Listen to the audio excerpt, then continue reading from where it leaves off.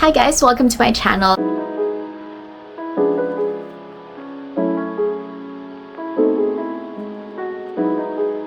So this reading vlog is basically me trying to finish a couple of books off in my physical TBR collection so that I can already buy the books that I want. So if you guys saw my previous vlog, I'm actually doing a book challenge this November wherein I need to finish 2 books from my physical TBR collection in order for me to buy a new book. So there are some exemptions because if it's already a book in a series that I'm currently reading, or it's a book from an author that I'm currently following, I can very well just buy it. But if it's a completely new book from a series I'm not following, or a new book from an author I've never read from or I'm not following, then I need to finish 2 books from my collection for me to be able to buy it. So just a quick reading vlog because it's already the 2nd week of November and I already finished 2 books from my physical collection and I'm so happy. So the first one is actually Collided by Lauren Asher. So this is a rom-com book. This is actually the 2nd in her Dirty Air series and it follows Sophie and Liam. This is Formula 1 racing, right? So Liam is an F1 racer. I don't know what to call them. F1 racer, and Sophie is like a daughter of like a manager of an enemy team. I don't know how to explain it, but sad to say I was very disappointed with this. I rated it 2.5 stars. I think just everything about it was kind of off for me. I don't know if it was because of my vibe the time I was reading it. Maybe I was just not in the right mindset for romance when I was reading it, but it was a very quick read. However, I did not like it at all. Like, I did not like any of the main characters, both Sophie and Liam. Sophie was very pick-me girl and not in a good way, and Liam was just very like playboy angsty. I don't know how to describe him, but there was nothing redeeming about any of their characters, not their relationship as well, because it's very insta love. Also, like, there was no establishment of why they actually fell for each other, why they started going after each other, etc. I just did not like anything about the relationship at all. There was no setup about it, and there were, I don't know, even the interactions were a bit off, which was actually surprising for Lauren Asher because she's one of my favorite romance authors of all time. So I don't know, again, I will still read Lauren Asher's works, but this one is a 2.5 star for me. Like, the whole concept was there for me, but it just did not work out. I don't know. So the second book that I finished, the second book that I completed from my physical collection was Belladonna by Adalyn Grace. This is a long time coming because I've been hearing so many great things about this book. I think the second one just came out actually last month, and the third one is upcoming next year. I don't know what to say about this. So this is about Signa, a girl who has been followed by death ever since she was a kid. So she has been passed around through different family members because everyone that she lives with or stays with actually dies. And same is true with the last aunt that kept her. So she gets passed off to this family that she actually had no relationships with. It's a very estranged family for her, and the only relation that she has with that family actually just died a few months before she gets shipped off there. So this follows her story of how death both literally and figuratively follows her. So aside from her relatives dying off one by one whenever she stays with them, she actually started seeing death as an entity, and then she finds out that she is given the powers of death. So she can actually not just see death, but also see the dead and also kill or extract the souls of the people. So very interesting concept. It's not very unique, of course. It's not special or it's not one of a kind. It's not the first of its kind. There are a lot of other concepts like this, but I think it's still very interesting, and I like where the story went. If you know, you know. But I like it. I'm just not sure if I will pick up the second book because the characters in general just did not interest me. The MC, Signa, there's nothing wrong with her, but I just didn't find her interesting. I think the most interesting character for me is actually death itself. So if I would ever pick up the second book, I would probably pick it up to follow the death as a character. So there's that. I rated this 4 stars, and I will now move on to reading A Curse for True Love and The Ballad of Songbirds and Snakes to round up 4 completed books from my physical collection, because I'm actually aiming to buy 2 books from Amazon, and those 2 books I have a purpose for. I have plans for them, to read them for my upcoming reading vlog. So it's actually a goal for me to be able to read 4 books before the end of November so that I can do the reading vlog that I want to do. So there's that. I will probably update you guys on A Curse for True Love once I'm actually reading it.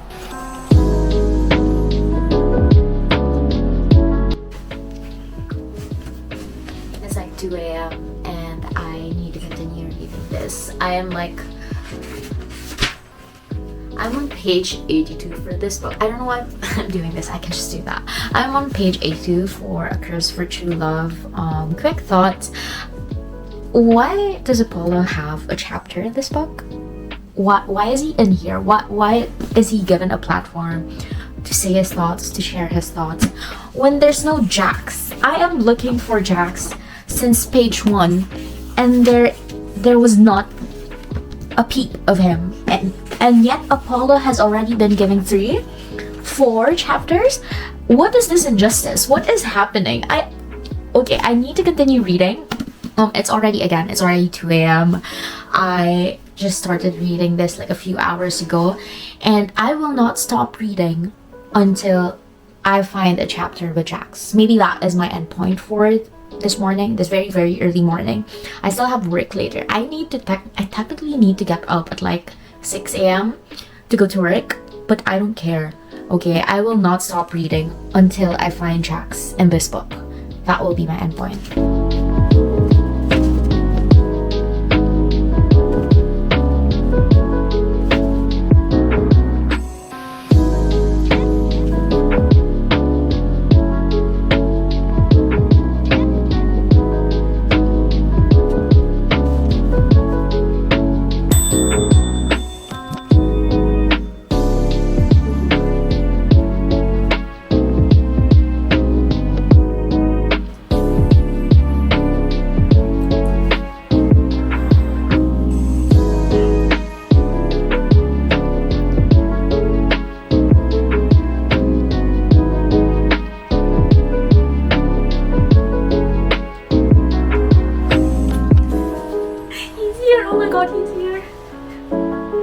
I think it's Jax. I'm not sure yet. Hold on. Oh my god.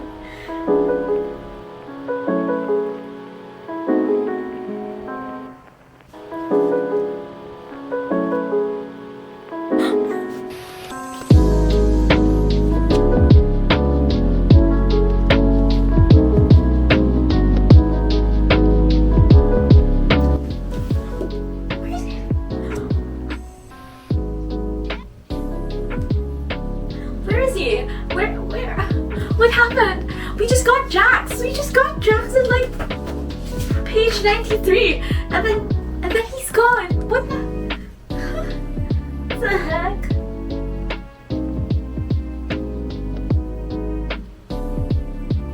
Oh my god, bring him back!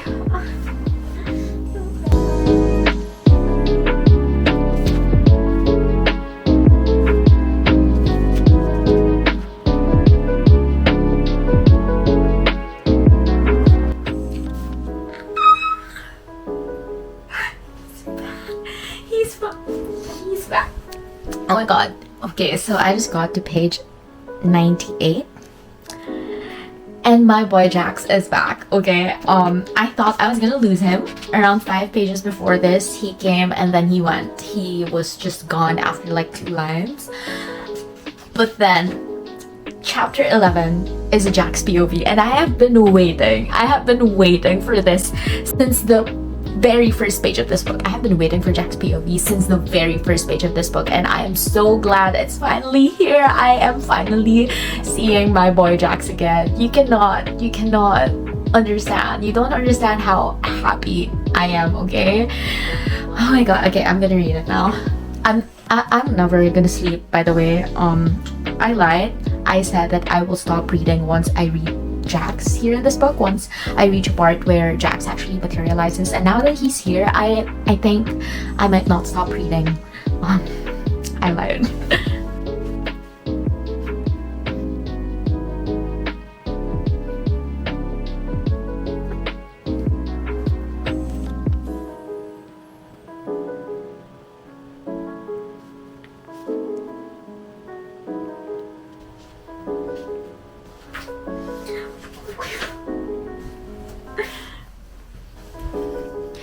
So So Evangeline just mistook Jax as an instructor. I don't know why I find that so funny, but I do. I just really do.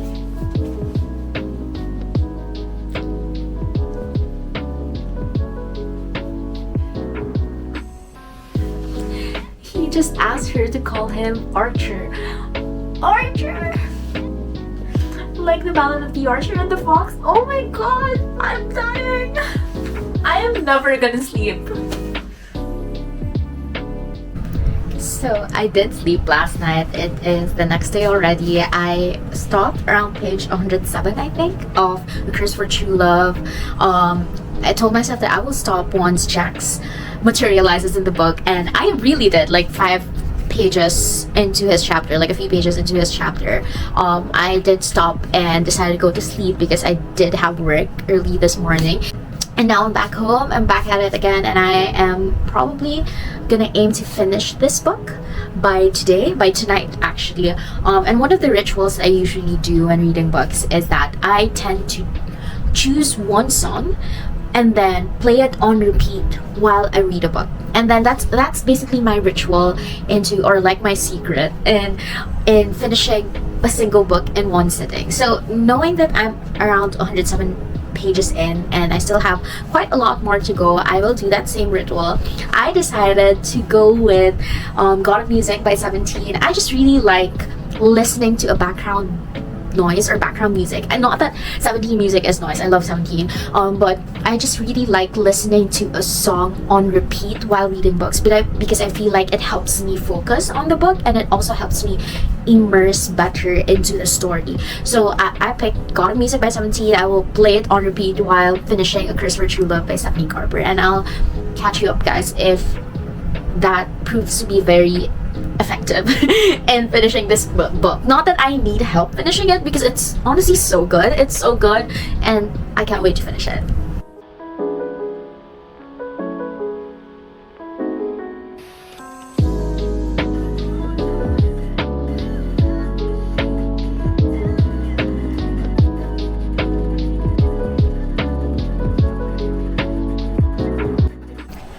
So quick update, I just finished reading A Curse for True Love. So I rated this 4 stars, and quick thoughts on it, I'll probably put some more feedback, I'll probably give more feedback during my November reading wrap up. But quick thoughts on this, the reason why I just gave it 4 stars is because I think we ended on such a high note at the end of the second book.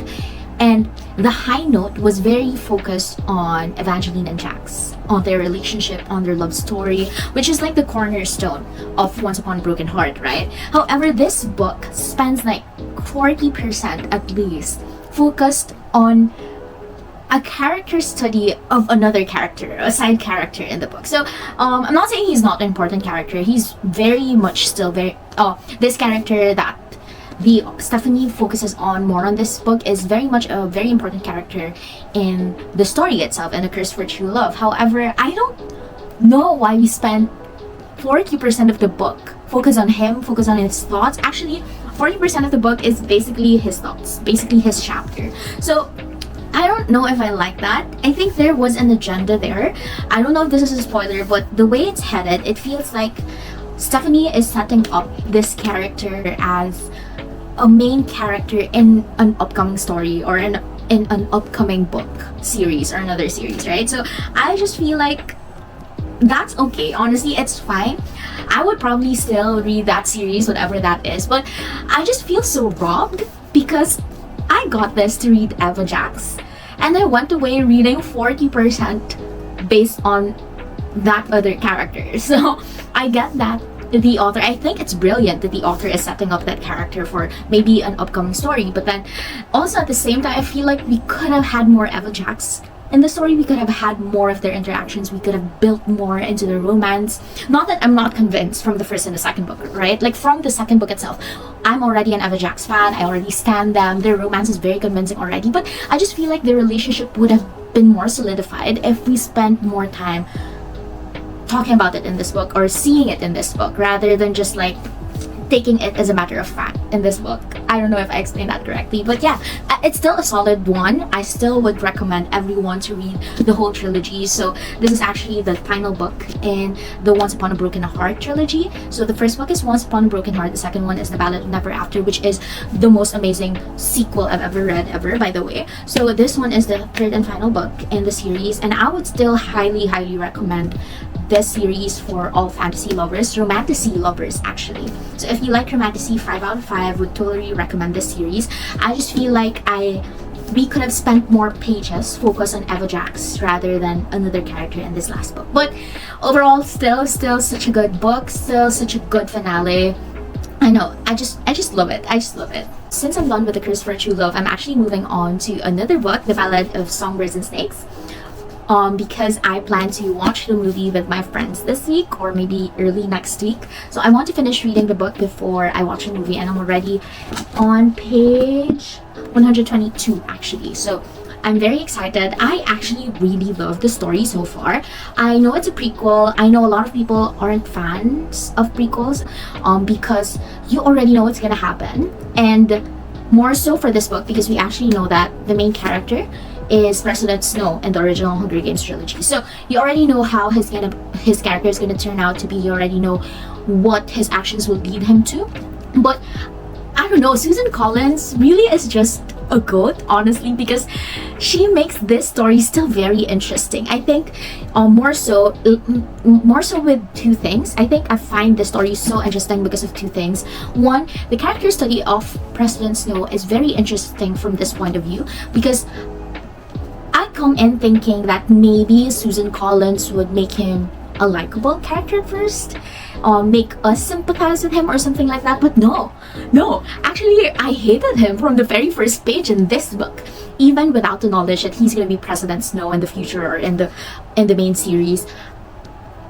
He gives me the ick, but it's a more innocent ick. It's more of like, even without the fact or even without knowing that he's gonna be a bad person in the future, he is like genuinely just a very narcissistic person. Like it's not intentional on his end. He's not intentionally evil. He's also not like he doesn't go out of his way to do bad things per se. That's not where the ick is coming from. The ick is coming from the fact that I don't think he knows that he's evil. I don't think he knows that he's narcissistic. And I don't know, I just feel like this is a very interesting take on President Snow, and it sets up what I would know him to be in the future, and it sets up the whole background now of why his interactions were like that in the Hunger Games. Like, it just gives another perspective that I didn't even think about reading the original Hunger Games, but now it makes sense. So I think that's one. The second one why I really like this is because it's giving me a perspective of Panem and a perspective of the capital immediately after the war. So this is actually post-war, before the glamour of the capital in Panem. We all know that in the original Hunger Games trilogy, the districts are still poor, they're still struggling, right? But capital as a city, as like the main district, is already very glamorous. It feels very urbanized, it feels very progressive and very opulent, I would say. But in here, capital is like any other district except that they have the main power and everything. So it gives you another perspective wherein, what if the capital is also struggling, but they just have the power. They have the power to change things, but they refuse to help the other districts. And it gives us a perspective that the capital wasn't ignoring the districts because it doesn't know how poor it was, or it doesn't understand how this poverty can affect people who live there, right? It very well understands, capital as a city understands what poverty is, how poverty can affect the people, because they were also poor here. So they're not very opulent, they're not very lavish, but they are powerful. Capital is very powerful, and I think that actually makes it a bit more evil if you think about it, and it just excites me. It excites me being given that perspective that the capital wasn't at the top. The capital wasn't like born, or like it started poor as shit, same with the other districts. It just chose to leverage on its power, and in the process tamp down all the other districts. so that they could rise to the top and be as opulent and lavish for the people who live in their land. So I feel like that is very, I don't know, it's a very interesting take. I don't know why I'm surprised. I love Susan Collins. I think she's a genius, and I think this solidifies it more. Do I think that it's a needed addition? I don't think so, but it's definitely an interesting take. And as a reader who's actually not so overly gaga to read this, I really am just reading this so as to prepare for the movie. Like, I have no intentions of reading this, I just have the book with me, but because I want to prepare for the movie, I'm gonna go on reading this. And then I'm kind of surprised by how entertaining it actually is. So I'm already 100 pages in. I'm very excited to see it through. After finishing this up, I will actually be fulfilling my requirement of reading 2 books, actually 4 books, in order to buy 2 more new books. So I think you can check out my other vlog or my previous vlog to find out what that book challenge is. I previously read Collided and Belladonna, and then now I'm done with A Curse for True Love, and I'm almost done with The Ballad of Songbirds and Snakes, and I'll be finishing 4 physical TBR books in total, and that leads me to 2 new books that I can actually buy. So I will buy from Amazon. I have actually 2 books that I want to buy on Amazon, and I will be using those books for another reading vlog because I have plans for those 2 books that I want to buy.